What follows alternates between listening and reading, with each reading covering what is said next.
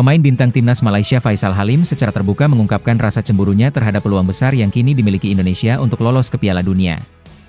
Faisal mengaku iri melihat bagaimana skuad Garuda berkembang pesat dan kini selangkah lebih dekat menuju panggung sepak bola terbesar dunia. Meski Malaysia dan Indonesia dikenal memiliki hubungan erat sebagai negara serumpun, ia tak menampik rasa kecewa saat melihat timnya tersingkir lebih awal. Timnas Indonesia saat ini tengah menjadi sorotan di grup C putaran ketiga kualifikasi Piala Dunia Zona Asia.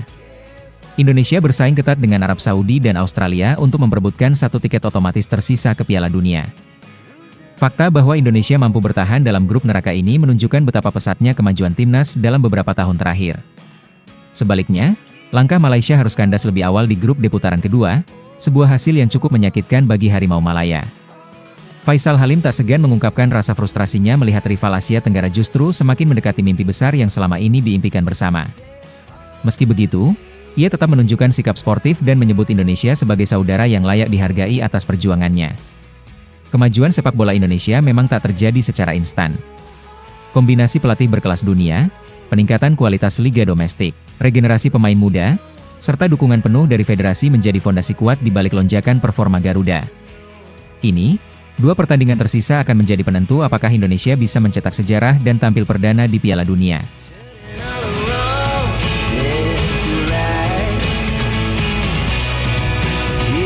Keputusan mengejutkan datang dari Gina De Jong, yang mengumumkan mundur dari Timnas Indonesia Putri. Dalam unggahan di Instagram, Gina mengungkapkan kekecewaannya yang mendalam terhadap situasi yang ia alami selama menjadi bagian dari timnas. Ia menyebutkan adanya perlakuan yang tidak profesional, meskipun tidak menjelaskan secara rinci apa yang dimaksud. Pernyataan ini segera menjadi sorotan publik, memicu banyak pertanyaan terkait kondisi internal timnas wanita Indonesia. Menanggapi hal tersebut, anggota Komite Eksekutif PSSI Arya Sinulinga memberikan klarifikasi mengenai permasalahan yang dihadapi Gina. Arya menjelaskan bahwa masalah utama kemungkinan terkait dengan proses naturalisasi Gina yang terhenti, karena ia tidak menerima rekomendasi dari pelatih timnas. PSSI menurut Arya hanya memproses pemain yang direkomendasikan secara langsung oleh pelatih kepala. Tanpa adanya rekomendasi tersebut, federasi tidak bisa melanjutkan proses administratifnya. Selain itu, Arya juga menyatakan bahwa kekecewaan Gina bisa jadi berasal dari harapan yang tidak terwujud terkait posisi di timnas. Meski demikian, ia menegaskan bahwa keputusan pelatih selalu didasarkan pada pertimbangan teknis dan kebutuhan tim. PSSI berpegang pada prinsip objektivitas dalam pemilihan pemain, dan bukan pada tekanan eksternal atau popularitas pemain, yang menunjukkan kompleksitas dalam proses pemilihan pemain naturalisasi. Gina sendiri menyatakan bahwa keputusan mundurnya sudah dipikirkan dengan matang. Ia mengungkapkan bahwa dirinya adalah pribadi yang memperjuangkan keadilan dan tidak ingin mengorbankan harga dirinya sebagai pemain. Meskipun merasa kecewa dengan pengalamannya di timnas, Gina menegaskan bahwa mundur bukan berarti akhir dari karir sepak bolanya. Ia tetap berkomitmen untuk melanjutkan perjalanan sepak bolanya, meski tanpa seragam timnas Indonesia.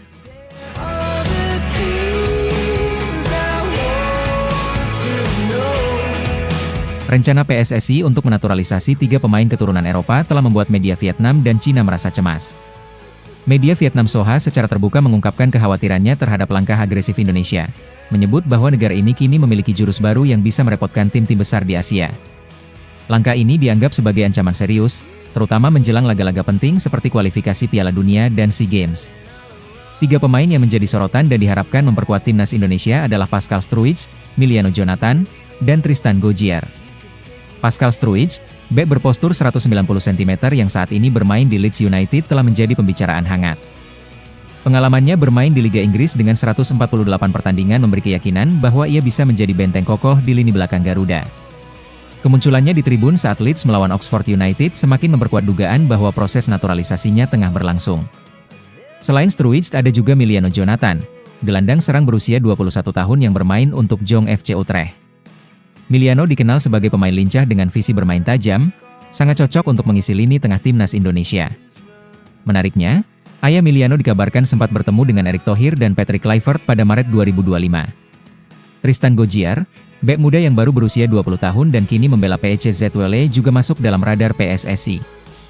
Jebolan Akademi Ajax ini sudah memiliki pengalaman dengan timnas Belanda kelompok usia dan bisa menjadi andalan untuk timnas Indonesia U23 di ajang SEA Games dan Piala AFF U23. Kehadiran Tristan dan Miliano dalam skuad muda Indonesia tentu membuat tim-tim seperti Vietnam harus lebih bekerja keras dalam persaingan di turnamen-turnamen regional.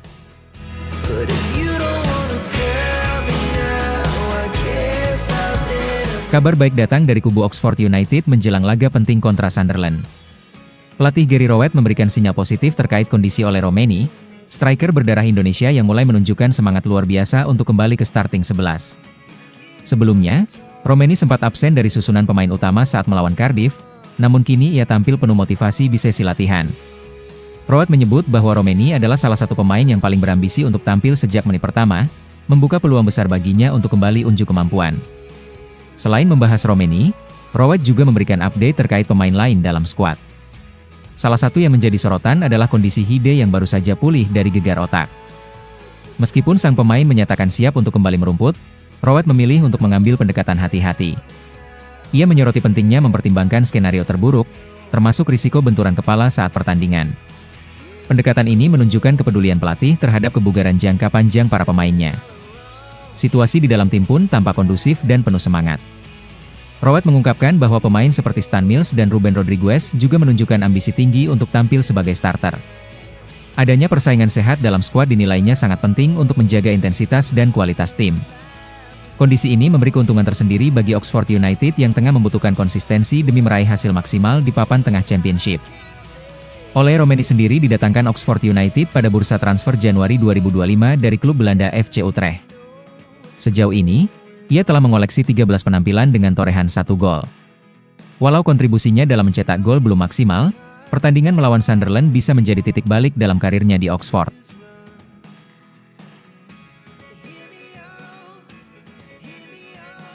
Penampilan solid Elkan Bagot dalam 2 laga terakhir bersama Blackpool sukses menarik perhatian sang pelatih Steve Bruce. Bek bertinggi 196 cm ini kembali menjadi starter setelah absen panjang akibat cedera, dan langsung tampil meyakinkan di jantung pertahanan. Bruce bahkan menjulukinya Big Elkan sebagai bentuk penghargaan terhadap kehadirannya yang dominan di lini belakang. Meski musim ini cukup berat bagi Bagot, momen comeback-nya tampaknya menjadi titik balik yang bisa menentukan masa depannya di klub. Steve Bruce secara terbuka menyatakan bahwa masa depan pemain pinjaman sedang menjadi perhatian utama menjelang akhir musim. Dari 5 pemain pinjaman yang dimiliki Blackpool, Elkan termasuk salah satu yang sedang dievaluasi untuk musim depan. Performa apiknya dalam 2 pertandingan terakhir menjadi nilai tambah besar di mata Bruce. Ia juga menegaskan bahwa meskipun sempat lama absen, kontribusi Bagot tetap signifikan bagi kestabilan pertahanan tim. Yang membuat situasi makin menarik, kontra Elkan Bagot bersama Ipswich Town akan segera berakhir di akhir musim ini.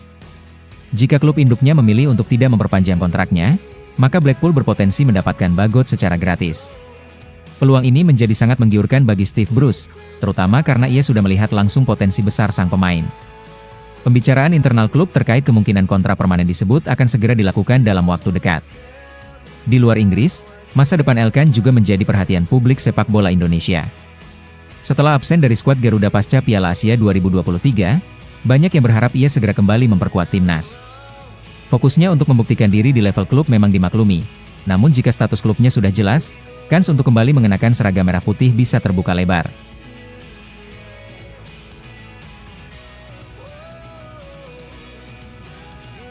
Sandy Walsh tengah bersiap menjalani salah satu pertandingan paling bergengsi dalam karirnya, menghadapi Cristiano Ronaldo di perempat final AFC Champions League Elite. Bek timnas Indonesia itu masuk dalam skuad Yokohama Marinos yang bertolak ke Jeddah untuk melawan Al Nassr. Pertemuan ini menjadi magnet perhatian publik Asia, mempertemukan pemain Asia Tenggara terbaik dengan salah satu ikon sepak bola dunia. Lewat unggahan Instagram pribadinya, Sandy memperlihatkan semangat tinggi menyambut duel besar ini. Ia membagikan suasana latihan awal di Jeddah, yang kini menjadi sorotan internasional menjelang laga seru tersebut. Sepanjang kompetisi, Sandy menjadi pilar utama di lini belakang Marinos dan telah tampil penuh dalam 3 pertandingan krusial. Di bawah pelatih Steve Holland, ia turut membawa Marinos lolos dari fase grup dengan kemenangan atas tim kuat seperti Shanghai Port. Namun dinamika tim kini mengalami perubahan drastis. Steve Holland resmi diberhentikan dari kursi pelatih kepala, dan posisinya digantikan oleh Patrick Kisnorbo yang sebelumnya merupakan asisten pelatih. Kisnorbo ditunjuk sebagai pelatih sementara untuk memimpin tim menghadapi laga penting kontra Al Nassr. Meski situasi ini menambah ketegangan, kepercayaan yang sudah diberikan kepada Sandy membuka peluang besar baginya untuk tetap dipercaya sebagai starter di laga ini. Bagi publik Indonesia, laga ini bukan sekadar pertandingan klub Asia. Nama Sandy Walsh menjadi simbol harapan dan kebanggaan karena akan bertarung langsung melawan salah satu legenda hidup sepak bola dunia.